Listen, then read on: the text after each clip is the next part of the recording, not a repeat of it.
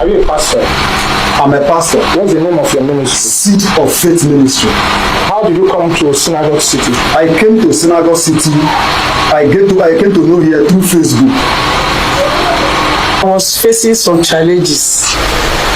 On the 26th, I started coming to this church to pray around 6. Hey, well, my country people, your mommy water. Daddy pray for me. Daddy prophesy. Daddy ride on, sir. Ride on, mommy, yo. Make una come see miracle seekers. Make una come see wetin pastor. A whole pastor. Make una come see wetin pastor go do for a fellow man of God church. Guys, una need to watch this video. I say una need to watch this full video. Most especially some married women when be say una go leave una husband for house. Una dey seek for miracle they go. Most especially some married women when be say una no dey call una husband when marry una put for house pay una bride price. Una no dey call am daddy.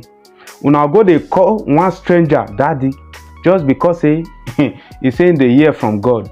Just because he say he want prophesy. Just because he say he want deliver. Make una use una brain. End time don dey near. Without being told, because wetin dey happen for inside the industry these days, make una use una brain, oh, because all these so-called apostle, bishops, some of them anyway, some apostles, some bishop, prophetess, just name am. Make una dey very very careful. Now abeg me dey, my mothers out there, make una dey very very careful, because many native doctors just for outside, they just dey claim to be pastor, bishop, apostle, prophet, fa. They no know niente. Their power na Facebook is for end. Make una dey very very careful. Make una dey very vigilant. Una know say anybody when they always they come and come talk truth, that person, the enemy go yakpa, go full everywhere. You understand? According to Matthias, all this now wetin Matthias they always they try talk about when be say man, many people for Nigeria out of 195 hate that guy. Because why the guy they talk truth, why the guy they try open our people eye. You understand? Now all this kind set of people, all these kind of people, they're supposed to go put them for inside kiri. Guys, I not to talk. Make una just watch this full video. Why I go see you now for the next update coming up soon. Respect one love, guys. My name is H3ΑD. I'm from H3ΑD in Anambra State. Are you a pastor? I'm a pastor. What's the name of your ministry? Seed of Faith Ministry. How did you come to Synagogue City? I came to Synagogue City. I came to know here through Facebook. Continue. And I came here for family and my ministry. So what are the things you did that brought you to this position you are now?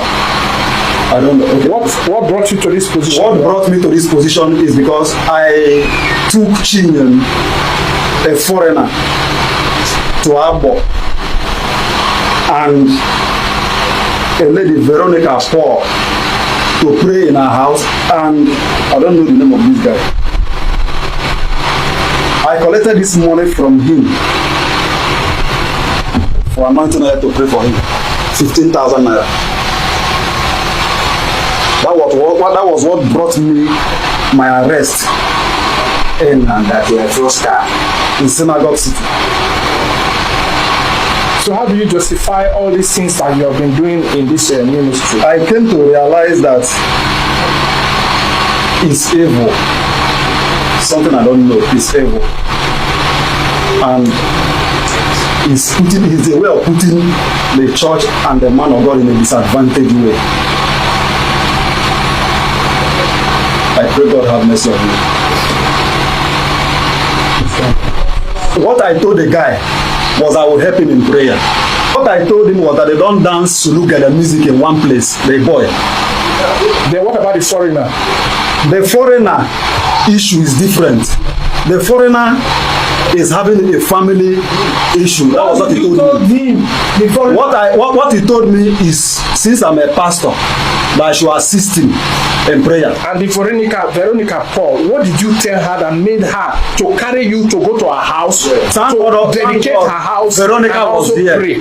On that very day I went to Veronica's house, I didn't know she was packing out.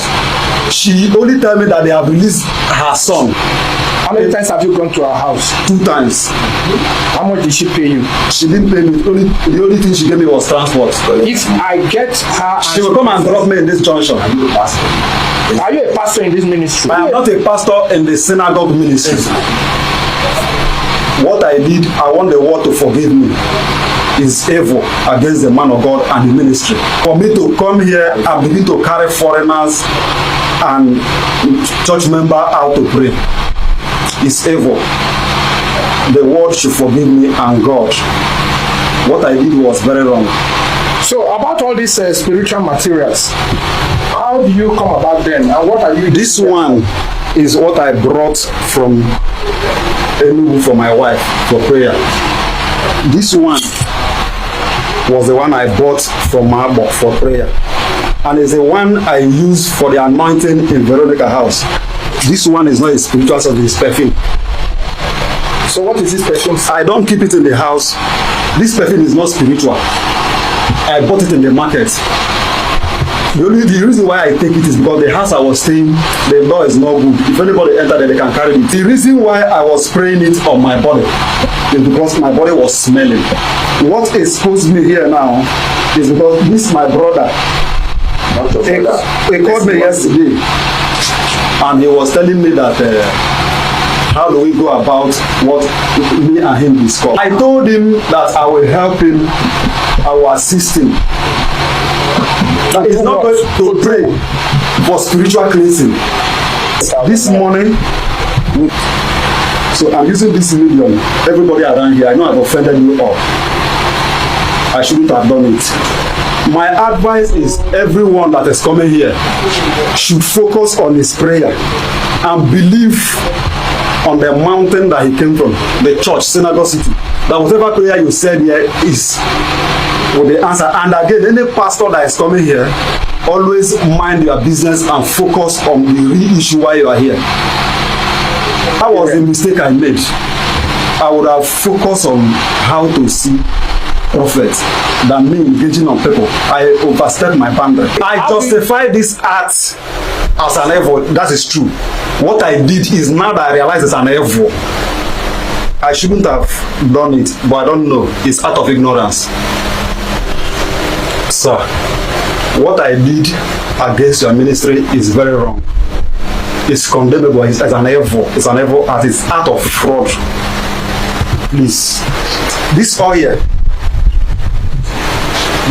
here, I bought it in Marburg. This one is just ordinary perfume, not juju. I run a spiritual church. I use this oil as I bought it from the shop. The first place I used it, I didn't add anything, no spirituality, is in Madam's house. And I didn't know that she was packing out in where she was staying. It was when I got that we were discussing that she told me she has packed out there. And I used the oil to anoint, after prayer, to anoint her house. And I told her, Even give me, I'm the one that drank it. and I told her, you will settle me a bit too. She said, okay. Are you getting it now? So, I wasn't, the reason why I was doing all these things is to get little money to feed until I live here. What have you done? What I have done, number one, is with Madam. I went to her house 2 times to pray. Secondly, and the money she gave me for this oil is 2,000. She gave me out of her heart. I didn't demand for anything. And I collected it. I wanted to reject it. Then secondly was Chinyem. I met in the church here that took me to his village to pray. The only thing he gave me was 2,000 as a transport to come back from Marburg. And I have to take very early morning bus to him. Is Veronica Hümàñ. I was facing some challenges. On the 26th, I started coming to this church to pray around 6. The first day I met him, he was reading Bible. I went to the altar and lie down and they raised a song. After singing, I start praying, crying. Then I went back. He didn't talk to me. On the 27th, every morning, I come to altar because I know there is God in this church. That second day on the 27th, I still pray, then start crying and singing. Then after praying, he called me when I was about going. He said, I should not cry. God is going to answer me. I say, amen. He claimed to be an apostle. He said he's an apostle. That Apostle Charles with other Igbo name. He said, I should not cry. God will answer me. He said, where do you live? I said, I live around. Then he started asking me some questions. What is the problem? I said, my son who is coming from outside country, Turkey, he was arrested in Abuja. And I went there on the 23rd. Police refused to release him. So it's not up to 5 years in outside country. People are running away from Nigeria. Himself just came back. As soon as he landed in Abuja, the following morning, I was in the church here that day. Only I put my phone on silent. He said he called me for help. I did not answer him. That the police picked him and other friends in the hotel. They asked him to bring 150,000 naira. He told them that he has 100,000. Other people that they picked, they released them on the road when they have already gave them money. Then it was 2 of them they took to cell. He stayed up to 15 days in the cell. I said, Christmas. Christmas is approaching. He said, what do have I seen Apostle one-on-one? I said, I saw him one-on-one last 2 weeks. Then he prayed for me, said, I will testify. He said, whether I have called him. I said, it's not a man you just call like that. Like that. I say, I know God is in this place. I do come to church to pray. I know my God will release that boy. God will answer me. Then he said he don't know if he can go to my house and start praying for me. I said, well, you said you claim to be an apostle. I don't know whether this is angel. I took him to my house. When getting to my house, he prayed all around the house, prayed for my husband. Then he left that day. The 3rd day, I come to church again, and I met him every morning around 6, already here. I met him. He prayed.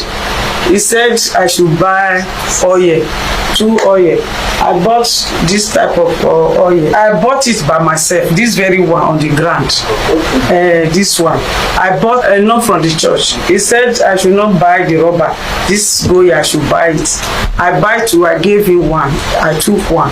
He said I should use it to pray for 7 days. Then the 7th day, he will tell me what to have. I will use it. Then that 3rd day, I said, I'm no longer in the place you met me that day. I've already packed out. I'm already in a new place. Then I took him to that new house. I said, well, this is still an opportunity for you to come and pray around my house. When we got home, he brought out this very one. Just as he said, I will pay for it. I said, don't worry. Then after praying, he opened the oil. He gave me to drink. I drank. He gave my husband to drink. He drank. Then he prayed. Then he told me in the evening around 1:40 something, I should pray with that oil and bust it. He gave me prayer points. I said, okay. She said that every hidden demon, every hidden spirit, power, altar that that refuse to let me move forward, refuse to let my children move forward. Now as I break that oil, everything is scattered in the name of Jesus Christ. That is how I pray with it, I pause it. Then the 7th day, as I think it's ended now. Then yesterday he said we should meet somewhere that roundabout. I was not strong. My mind did not tell me to come out. I did not come.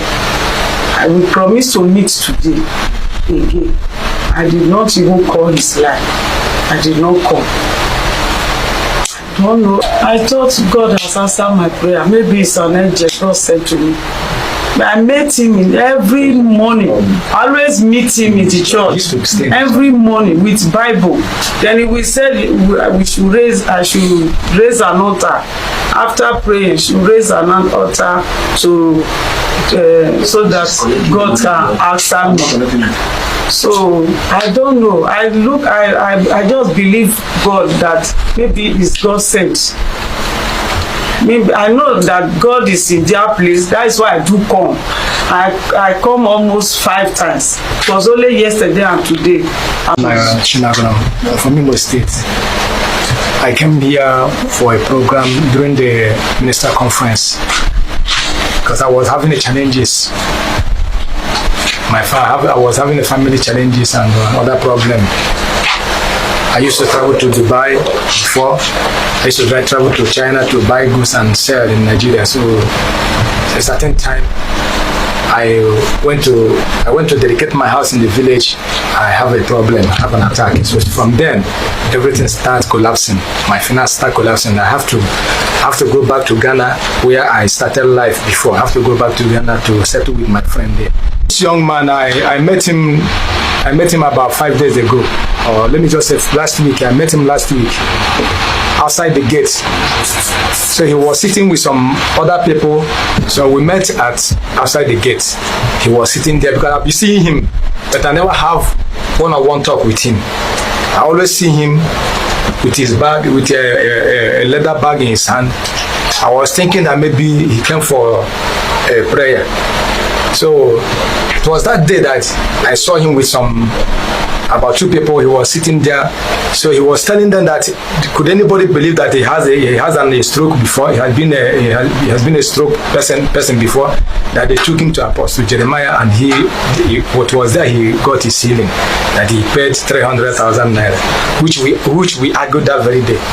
Then he now asked him, say, Mr. Man, are you an Igbo person? I said yes, because I came here. I was working because I don't have money to pay for my house rent when I go back to Ghana and to take care of my family. I have to work here to see if I can earn money.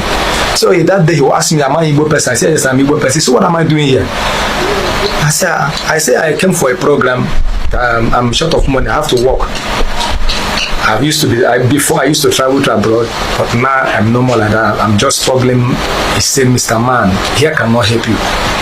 You are just wasting your time here. That he cannot. I said, what do you mean by that? He said, there is something in my body that I need cleansing. That he will cleanse me. He will cleanse things in my hand. I will see. I will begin to flourish again. Didn't I know that everything has power that governs it? That there's a power that will work with things. I asked him that what do you up to? He said that if I need it, I should just come. He will tell me something. I said, just say it in the letters. He said that he will take me somewhere, that he will wash me, he will purify me, I will be okay. I said that I hope it's not something that involves blood. I said in front of somebody. He said, no, it don't involve blood. He don't even need my money. That was where I said, okay, let me know what that he want to do. So he said that I now told him that day that I have a white woman. Honestly, my wife knows him, my family knows the woman. I used to call her on video call. I proposed to marry her because we met in Dubai. So I now told him that why my problem started. I have a white woman that used to bless me. that when I got that attack in my village, that was where that woman stopped sending me money. She told me that he will do something for me, he will pray for me. I said, is it prayer? He said, yes. I will know that he is not a prayer. I know that he's not a man of God. I know them. I know people like that. I know he came here for a mission. I just want to follow him up to get information about him. So after that day, I went home. I told one of my friends, I told him that there's somebody that came to church. That person came to church to spoil the name of this church. He came to hijack people. What's the name? He came to synagogue church here. He always walk in the church, moving around, collecting people here, and God will reveal him very soon. It will be after 2 days. He now told me that I came to church to work. He saw me far. He said one night I should come. I came to him. He said that he's waiting for somebody. I said, who is that person? He said, do I know one boy that came from Italy? I said, I don't know anybody here. He said, okay, the boy, he gave me the boy number. He said I should call the number. That he's waiting for the guy. That I want to take that guy to their village. I said, I said, okay. I collected the number. I called the number. The number was switched off. He said maybe the boy has switched off. So maybe there was no light in the lodge last night. So it didn't take up to 3 minutes. The boy now start coming off from this side with his luggage, his bag like this. The person you are talking about, do you see him as a foreigner? He's a foreigner. I see him here. He's a foreigner.